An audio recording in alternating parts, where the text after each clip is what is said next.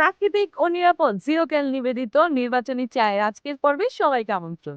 দেখেই বুঝতে পারছেন। তারপরেও বলছি, এই সুন্দর শীতের সকালে আমরা রয়েছি দারুণ প্রাকৃতিক সৌন্দর্যে ভরা জাহাঙ্গীরনগর বিশ্ববিদ্যালয়ে। আজকে সারাদিন এখানের মানুষের সাথে কথা হবে নির্বাচন। সাথে থাকুন।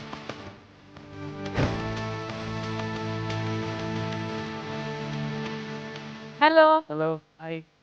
কেমন আছেন আপনারা? হ্যাঁ, খুব ভালো লাগলো।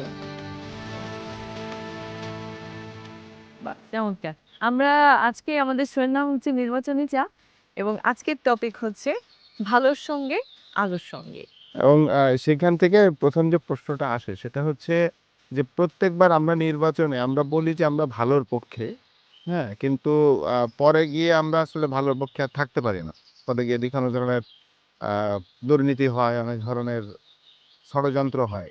তো এই জায়গা থেকে আমরা মানে ভালোর পক্ষে কি আসলে? আর না হলে কেন না? বাংলাদেশের রাজনৈতিক স্পেকট্রামটা এরকম যে পাওয়ার প্র্যাকটিস করে। মাসল পাওয়ার ওই জায়গায় পুশ করা হয়। যার ফলে হচ্ছে আমরা দেখতে পাই যে আমরা যে ধরনের প্রার্থী আমরা চিন্তা করি বা বিশ্ববিদ্যালয়ের পড়ুয়া শিক্ষার্থীরা চিন্তা করে সে ধরনের প্রার্থীরা আসলে নির্বাচনে জয়লাভ করে আসাটা খুব বেশি কঠিন। যদি না তার পেছনে একটি শক্তিশালী কাঠামো থাকে। হচ্ছে দেখা যাচ্ছে যে আমাদের কেউ যদি ভালো কিছু করতে চায়, ১০ জন হচ্ছে সেটাকে মানে টেনে ধরে পেছনে নামানোর চেষ্টা করে। বা হচ্ছে এতদিন ধরে যে আমাদের সোসাইটিতে যে দুর্নীতি বা হচ্ছে যে দুর্নীতি চলে আসতেছে। এখন কেউ যদি এসে হুট করে যদি সেটাকে যদি সংস্কার করতে যায়, দেখা যায় যে অনেক মহলের সেখানে হচ্ছে ক্ষতি হয়ে যাচ্ছে। তাদের ফিন্যান্সিয়াল আ স্বার্থটা সেখানে মানে রক্ষিত হচ্ছে না। দ্যাটস ওয়াই এজন্য দেখা যায় যে একজন ভালো কাজ করতে চাইলেও তাকে সেভাবে করতে দেওয়া হয় না। চেঞ্জ জিনিসটা কনস্ট্যান্ট, চেঞ্জ জিনিসটা আসবে। তবে সেটা আসার গতিটা ঠিক কতটুক হবে, ওই জিনিসটা বেশি ফ্যাক্ট করতেছে। আপনারা দেখেন আজ থেকে ১০-১৫ বছর আগেও আমরা বাংলাদেশের রাজনৈতিক যে সিনটা ছিল, ওই সিনের সাথে এখনের সিনের কিন্তু তুলনা করা যাচ্ছে না। হ্যাঁ, জোট এখনো তৈরি হচ্ছে। কিন্তু এখন যেটা হচ্ছে জোট তৈরি হওয়ার সাথে, সাথে মানুষজন আসলে কোনটাকে প্রায়োরিটি দিবে? নিজের মতাদর্শকে প্রায়োরিটি দিবে নাকি রাজনৈতিক কৌশলকে দিবে? এবং কোনটা আমাদের দেশের রাজনীতি এবং সার্বিক পরিস্থিতির জন্য বেশি জরুরি, সেই জিনিসটার উপর ফোকাস করবে। আমরা দেখি প্রায় সময় এই যে ভালো খবর আর খারাপ খবরের মধ্যে, হ্যাঁ? খারাপ খবরটা খুব তাড়াতাড়ি ছড়িয়ে যায়। মানে এটা এইও কেন? করতে হ্যাঁ, আমরা খুব তাড়াতাড়ি নিয়ে মানে মনে হয় কি আমরা ওটাই খুঁজছি। হ্যাঁ, কেন? এটা আমার যেটা মনে হয় আরকি, ওই একটা কথা আছে না যে সৃষ্টিলগ্ন থেকেই নিষিদ্ধ জিনিসের বা নেগেটিভ জিনিসের প্রতি মানুষের আগ্রহ বেশি। এই নেগেটিভিটি গুলো কেন ছড়ায়? ছড়ানোর আরেকটা কারণ হচ্ছে যে রাজনৈতিক যে প্রতিহিংসা, এটাও কিন্তু অনেকটা দায়ী। কোনো একটা দল ভালো কিছু করছে সেটা তারা অন্য একটা দল সহ্য করতে পারছে না। তো ভালো কিছু করার পেছনে তারা খোঁজে যে কিভাবে এটাকে নেগেটিভ করা যাবে। যখনই ছোটখাটো কোনো ফাঁক-ফোকর পায় তখনই সেটা হচ্ছে তারা অনেক ঢালাওভাবে ছড়িয়ে দেয় সোশ্যাল মিডিয়াতে, অফলাইনে, অনলাইনে সব জায়গায় আমার কাছে মনে হয় ফার্স্ট অফ অল আমাদের ব্যক্তি সচেতনতা প্রয়োজন। সেকেন্ডলি হচ্ছে যে গভর্নমেন্টের কিছু এখানে আ মানে জবাবদিহিতা এবং হচ্ছে নজরদারি রাখা উচিত। যে মিডিয়া সেক্টরগুলোর উপরে যারা এই ধরনের দেখা যায় যে মানে দেশের ১ম সারির গণমাধ্যম কিন্তু এরকম করছে না।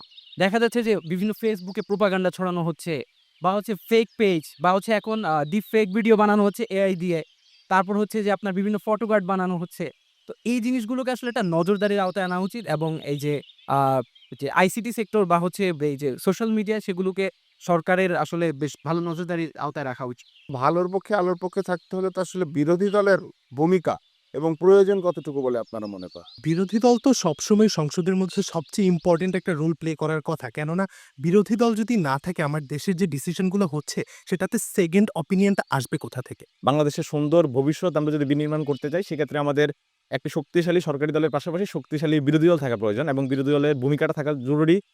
অত্যন্ত বেশি যেটি সাধারণ মানুষের কণ্ঠস্বর হবে যেই মানুষটা আমার আপনার সবার কথাগুলো সংসদে যেয়ে তুলবে। নির্বাচন পরবর্তী কেমন বাংলাদেশ চাই? আমার কথা হবে যে নির্বাচন পরবর্তী বাংলাদেশ আমি চাই সহিংসতামুক্ত সকল ধরনের রাজনৈতিক অরাজকতা মুক্ত একটা বাংলাদেশ চাই যেখানে কোনো ধরনের মারামারি, হানাহানি, খুনাখুনি হবে না।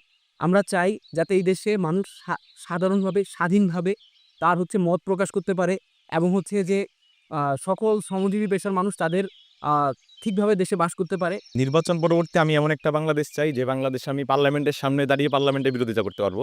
যে বাংলাদেশে আমি রাজনীতিবিদের মুখোমুখি দাঁড়িয়ে আমি বলতে পারবো যে আপনি এই কাজটা ভুল করতেছেন। অর্থাৎ আমার বাক স্বাধীনতা নিশ্চিত করা হবে। সেক্ষেত্রে আমরা এমন একটি বাংলাদেশ দেখতে চাই যেখানে দুর্নীতি থাকবে না, সুশাসন জারি হবে এবং প্রত্যেকটা নাগরিককে সমান মর্যাদা দেওয়া হবে। কারণ আমরা সাম্যের বাংলাদেশ প্রতিষ্ঠা করার কথা বলি, ন্যায় ইনসাফের ভিত্তিতে বাংলাদেশ প্রতিষ্ঠা করার কথা বলি।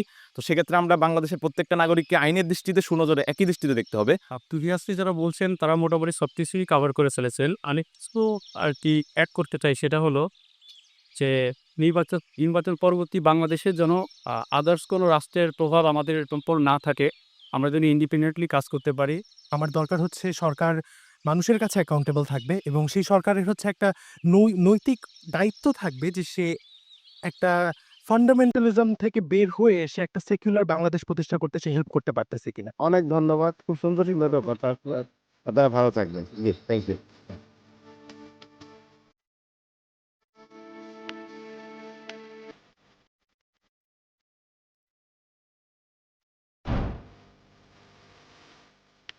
এখনো আমরা আছি জাহাঙ্গীরনগর বিশ্ববিদ্যালয়ে। আপনাদের সবাইকে অসংখ্য ধন্যবাদ আমাদের সাথে যুক্ত হওয়ার জন্য। আমাদের নির্বাচনী আজকের পর্বের বিষয়টা হচ্ছে ভালোর পক্ষে, আলোর পক্ষে। ১ম প্রশ্নটা যেটা সেটা হচ্ছে যে আমরা কি আসলে নির্বাচনে ভালোর পক্ষের যে মুখগুলো তাদেরকে দেখতে চাই? যদি দেখতে চাই তাহলে আমাদের নির্বাচনের সংস্কৃতিতে আমরা সেইটার মানে মুখটা দেখতে কম কেন পাই আরকি? বিগত সময়গুলোতে দেখেছি যে ভালো মানুষদেরকে আমরা চাই সবাই, কিন্তু নির্বাচনের পরে দেখা যায় যে আসলে ভালো মানুষগুলো কেন যেন আসলে নির্বাচিত হয়ে সংসদে যান না। কোনো একটা জায়গায় তারা হোঁচট খায়। তো আমার কাছে যেটা মনে হয় যে ভালো মানুষগুলোর পিছনে আসলে খুব বেশি মানুষ থাকে না।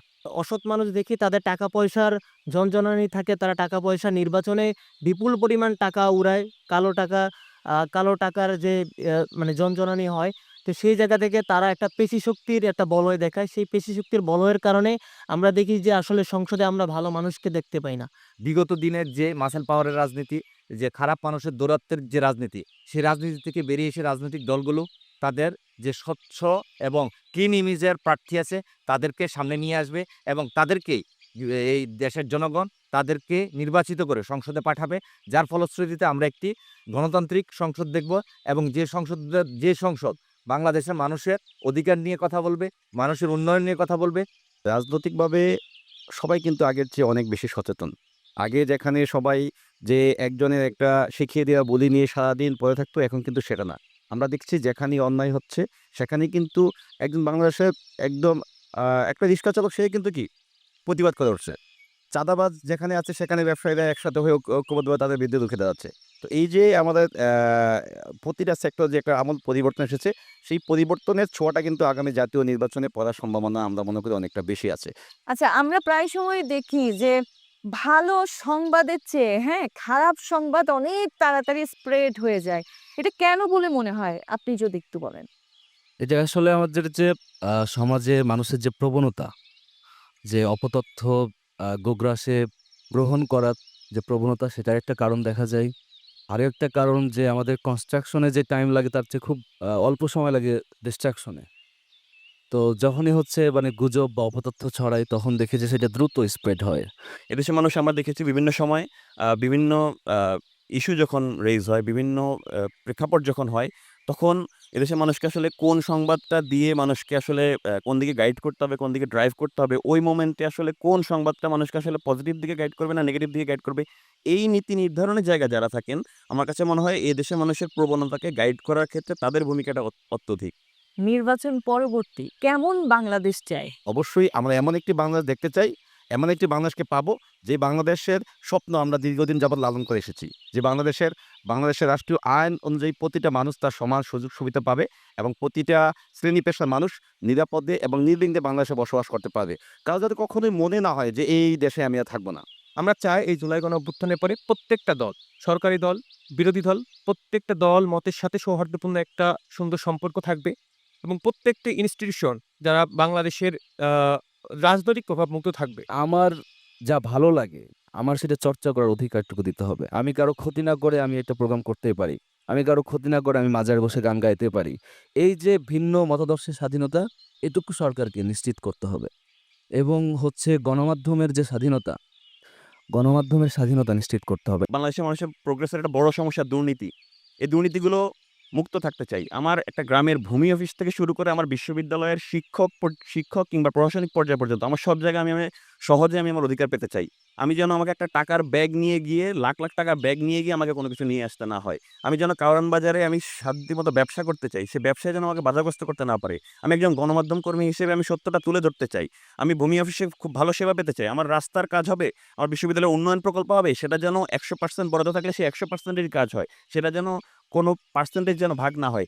বাংলাদেশের মানুষজন তারা তাদের বাকস্বাধীনতা হরণ করা হয়েছিল, তাদের ভোটাধিকার হরণ করা হয়েছিল। সেই অধিকারটুকু যেন তারা ফিরে পেতে পারে এবং একই সাথে যারা সংসদে প্রতিনিধিত্ব করবেন তাদের জন্য স্বচ্ছতা ও জবাবদিহিতা রাখা হয়। সেইটুকু নিশ্চিত করতে চাই এবং বাংলাদেশের যে আমরা দেখেছি যে একটা অশান্তি বিরাজ করছে, একটি বিশৃঙ্খলা পরিবেশ সৃষ্টি হয়েছে, বিভিন্ন জায়গায় মব ভায়োলেন্স হচ্ছে। সেই জিনিসটুকু আমরা চাই না। আমরা চাই যে দেশে শান্তি শৃঙ্খলা বজায় থাকুক। সেই নির্বাচন পরবর্তী সময়ে এমন একটি বাংলাদেশ দেখতে চায় যে বাংলাদেশ হবে সাম্য, মানবিক এবং সামাজিক ন্যায় বিচারের বাংলাদেশ। যে বাংলাদেশে কোনো হানাহানি মারামারি থাকবে না, যে বাংলাদেশে কোনো মাসেল পাওয়ারের রাজনীতি থাকবে না। আপনারা সবাই ভালো থাকবেন। আপনাদেরকে অসংখ্য ধন্যবাদ। আপনাদেরকে ধন্যবাদ আমাদেরকে আমন্ত্রণ জানানোর জন্য।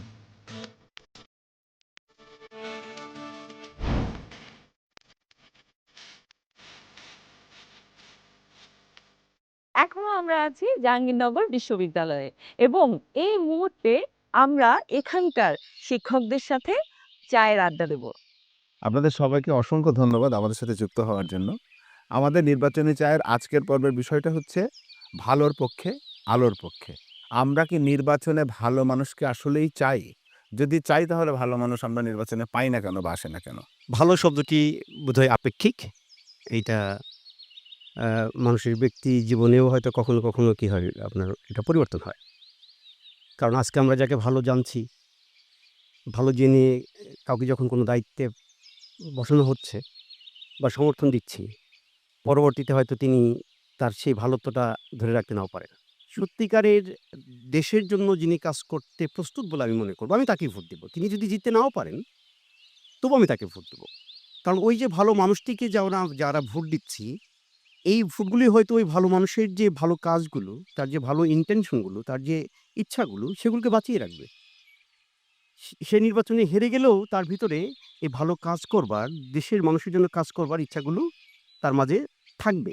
আসলে আমি এখানে বলবো যে আমরা আসলে ফিট বা সুইটেবল ক্যান্ডিডেট চাই, যিনি আসলে আমাদের সামাজিক বাস্তবতাটা বুঝতে পারবেন।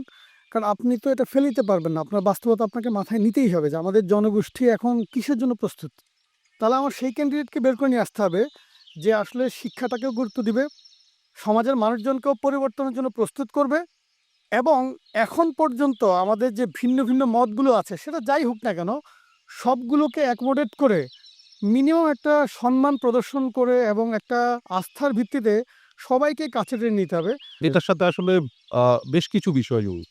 একটা ইলেকশন পুরো ইয়াটা যেমন এখানে অনেকের মানি থাকে, ব্যক্তিগত স্বার্থ থাকে।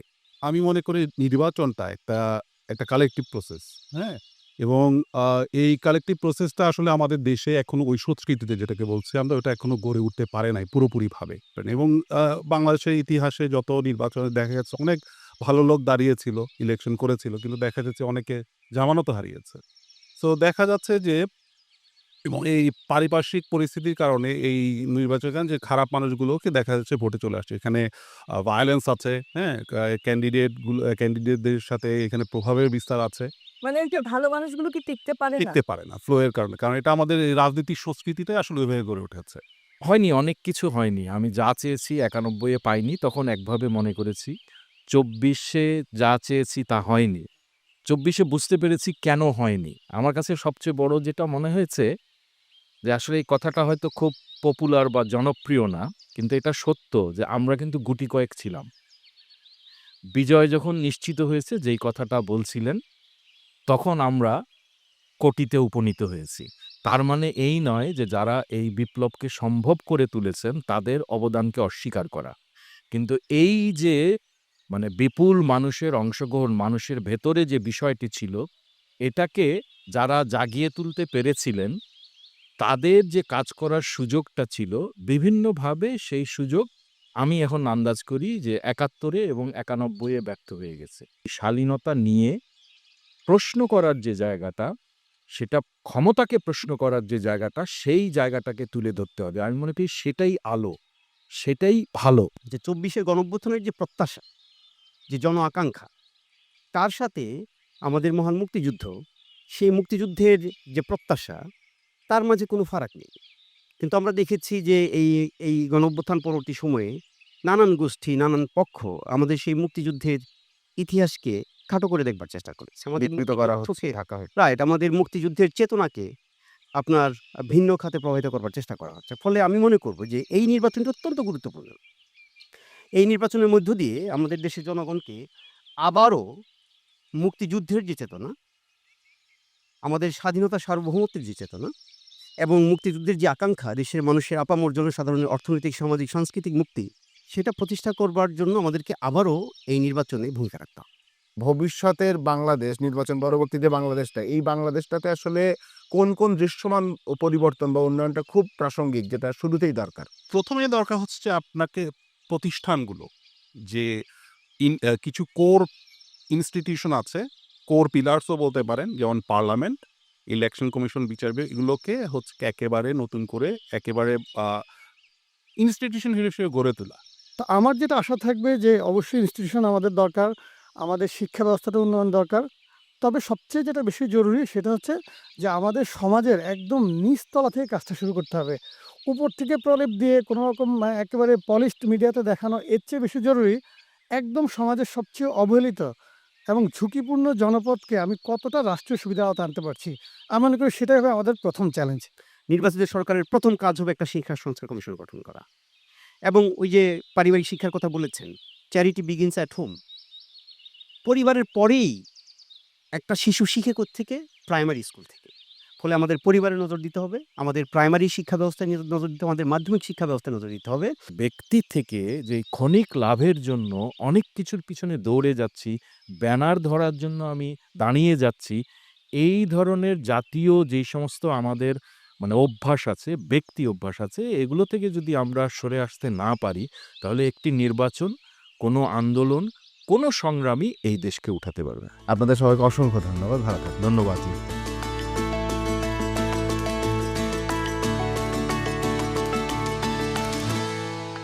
আলো কখনো নিজে আসে না, আলো আনতে হয়। আর তাই ভালোর পক্ষে থাকা এই নির্বাচনে আমাদের জন্য হবে সবচেয়ে বড় প্রতিবাদ। প্রাকৃতিক ও নিরাপদ জিরো ক্যাল নিবেদিত নির্বাচনী চায়ের আজকের পর্ব থেকে নিয়ে নিচ্ছি বিদায়। আপনারা ভালো থাকবেন, সুস্থ থাকবেন। চ্যানেল 24 এর সাথেই থাকুন।